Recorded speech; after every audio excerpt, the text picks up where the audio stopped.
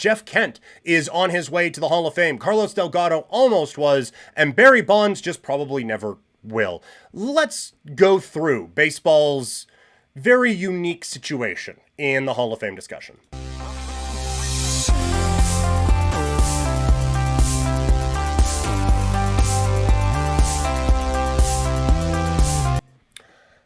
Look, I understand that I am probably, it's obvious amongst all the different votes that have happened over the years that I am in the minority here. I think it's insane that Barry Bonds is not in the Hall of Fame and won't be going in the Hall of Fame. And I get like, oh, well, the steroids and the this and that and the other thing. This is my official stance on it, and it would be very difficult to talk me off of this. In my opinion, Major League Baseball had their chance to catch Barry Bonds. He had the entirety of his career. If you thought him taking steroids and making those runs for the home run chase and everything like that, if this was this big thing that was going to just belittle everything that he has done, then you catch him while he's doing it. And it's not like he all of a sudden just like ballooned up and we're like, oh man, guy just horse meat probably. Like people kind of had an idea that this was happening, but never tested positive or anything like that. And so to me, that was your chance.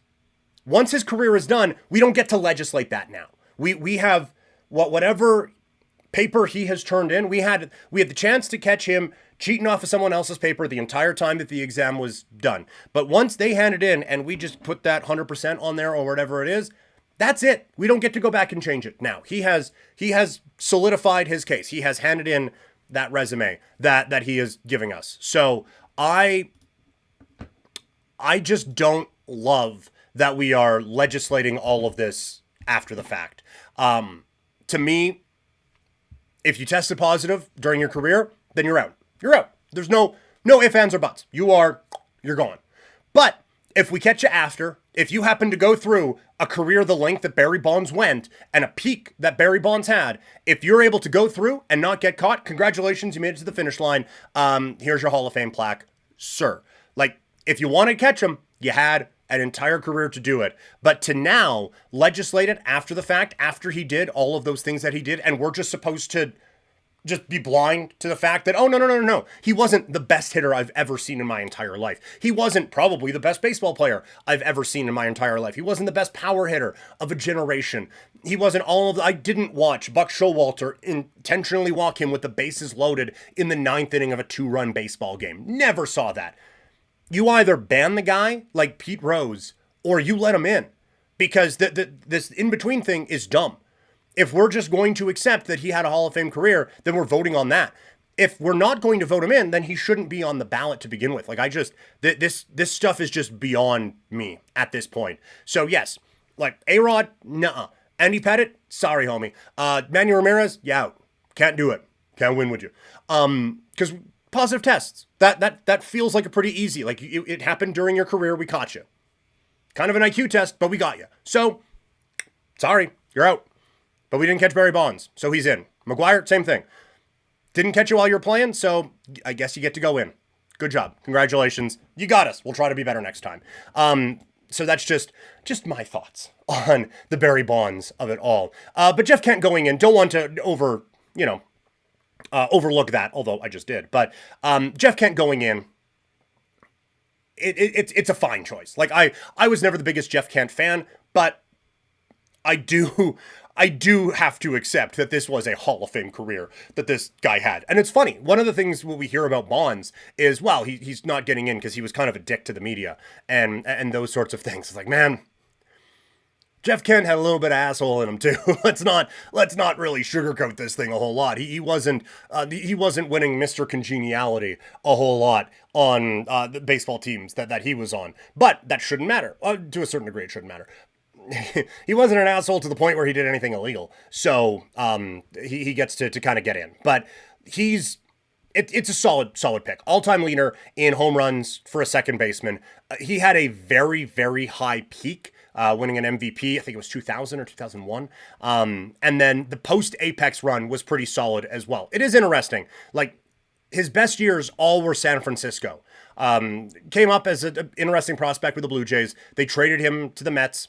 We'll talk about that trade in a second here. But they trade him to the Mets, and then he leaves for Cleveland for a couple of games. And, like, fine with the Mets, like a good second baseman for the Mets. Leaves for Cleveland, and then playoff run with them, goes to the Giants. And when he gets to the Giants, just takes off. Like, he is that dude for the entire time he's with the Giants. And then he leaves, goes to Houston and then the Dodgers. And still good, like still like 3-4 win player, but not as like dominant as he was with San Francisco. It is just like his entire peak is exactly when he was with the Giants. He and Barry Bonds, a terrifying 1-2 duo. Rich Aurelia had some moments there as well, but like Kent was that dude for the Giants for a long time. And so very deserving of getting into baseball's Hall of Fame. And for me, you can see the Blue Jays cap in the background. Obviously, that is the team that I am most familiar with and the one that I root for. A very interesting place in Blue Jays history because they draft him in a round that I don't think exists now. I think it was like a 28th round or something like that. And he starts to kind of make his way up through the Blue Jays system, but the biggest contribution he had to the Blue Jays was he was the key piece that went to the Mets for David Cone. And it is very rare that you don't regret trading a Hall of Famer, but obviously Cone was massive in getting the Blue Jays a title in 1992. Like that 1-2 punch with him and Jack Morris, just kind of what it's the message it sent to the Blue Jays clubhouse and to everyone else. That meant a lot. And so, yes, would it have been great for Kent to be there kind of post-World Series years? Yeah, obviously. But second base was a little occupied at the moment. You know, you weren't looking at it in 92 going, oh, well, Robbie Alomar is going to be gone in a couple of years, so here comes Jeff Kent. Like, yes, it would have been great if it could have played out where Kent's development just slowed a little bit, and he could come in and say 95 when Alomar is off to Cleveland and Baltimore and all those places. And Mets as well, I guess. But it would have been great to have that just go from one to the other. Doesn't always work that way. By the time 95 came around, he's already a 3-win player. And you're not just going to keep that in the minors and be like, well, hey, maybe Robbie's going to be gone one day. It doesn't really work like that. So, yeah, it would have been great to have not included him in that deal. Like, the other kind of rental move the Jays made the next year in 93 with Ricky Henderson was sending Steve Karsay to Oakland. Now, Karsay had a long career, but a long career as like a 4th, 5th guy or a middle relief dude.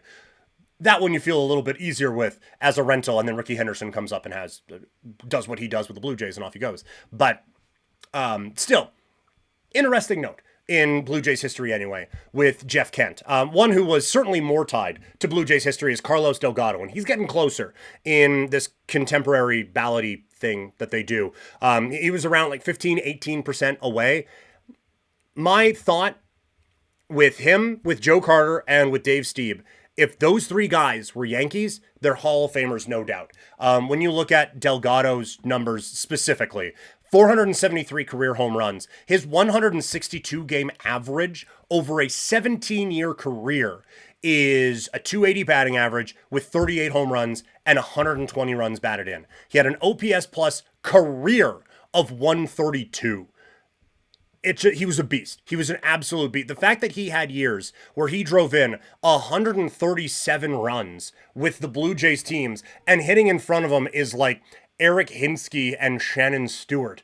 All due respect to Shannon Stewart, and I don't think my timeline lines up on those guys being there at the same time. Regardless, the fact that he was able to, oh yeah, Jeff Fry is hitting in the 2-hole, and Delgado is still putting up 125 RBI a year is insanity.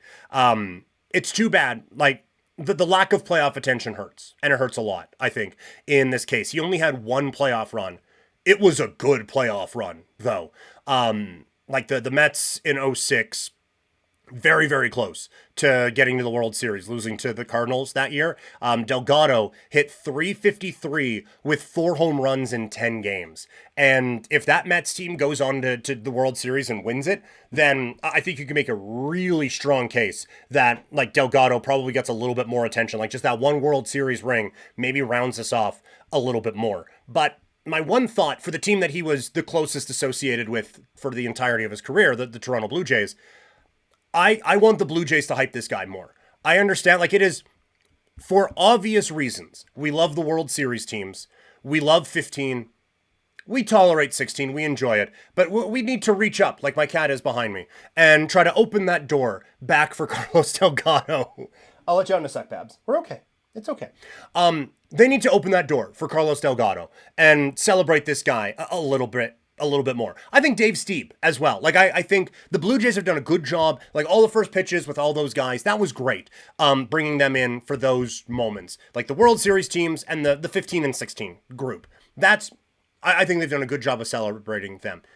And it's not like there's a lot they need to celebrate in the in-between. You're not going to have, welcome back, Troy Gloss. Like, you're not doing that. But Stieb, I think the kind of pre-World Series guys, like the Bell, Barfield, Mosby's, all of them.